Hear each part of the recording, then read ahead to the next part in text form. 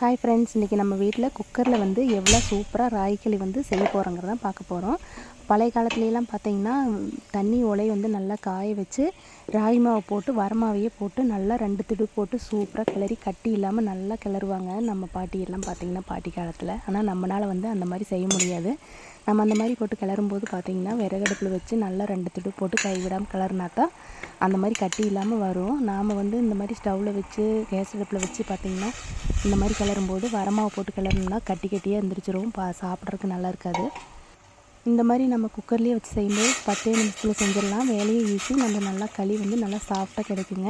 இன்றைக்கி நம்ம வீட்டில் எப்படி செய்யணும்னு பார்க்கலாம். தண்ணி நல்லா காய வச்சு ராகி மாவு வந்து நல்லா கெட்டியாக கரைச்சி ஊற்றி இந்த மாதிரி ஒரு நல்ல ஓரளவுக்கு கெட்டியாக வந்தப்புறம் பார்த்திங்கன்னா நம்ம குக்கரில் உள்ளே வந்து வச்சு வேக வைக்க போகிறோங்க. பாருங்கள், தூக்கி அதை திருப்பி தண்ணி கொஞ்சம் குக்கரில் வச்சு குக்கருக்குள்ளேயே வச்சு இன்றைக்கி 1/4 கிலோ ராகி மாவு எடுத்துருக்குறேங்க. அதை நல்லா கெட்டியாக கரைச்சி ஊற்றி நம்ம தண்ணி காய வச்சு கரைச்சி எடுத்து வச்சாச்சு. அந்த கரைச்சி எடுத்து வச்சது வந்து கொஞ்சம் கெட்டியானே குக்கரில் போட்டு உள்ளே மூடி வச்சு பார்த்திங்கன்னா ஒரு 2 விசில் விட்டால் போதும். நல்லா களி வந்து நல்லா சாஃப்டாக வெந்து வந்துடுங்க. 2 விசில் வந்துருச்சு சூப்பராக. இப்போ எடுத்து பார்த்தோம்னா ராகிக்களி வந்து எப்படி இருக்குதுன்னு பாருங்கள்.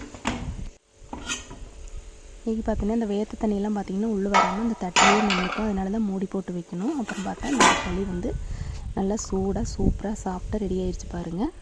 நல்லா சூடாக சாப்பிடும்போது பார்த்திங்கன்னா கொஞ்சம் வந்து கூலாட்டு தான் இருக்கும். நல்லா ஆற விட்டு நம்ம வந்து உருண்டை பிடிச்சும் சாப்பிடலாம். அந்த மாதிரி வீடியோ பிடிச்சா லைக் பண்ணுங்கள், ஷேர் பண்ணுங்கள், மறக்காமல் சேனலை சப்ஸ்கிரைப் பண்ணிக்கோங்க.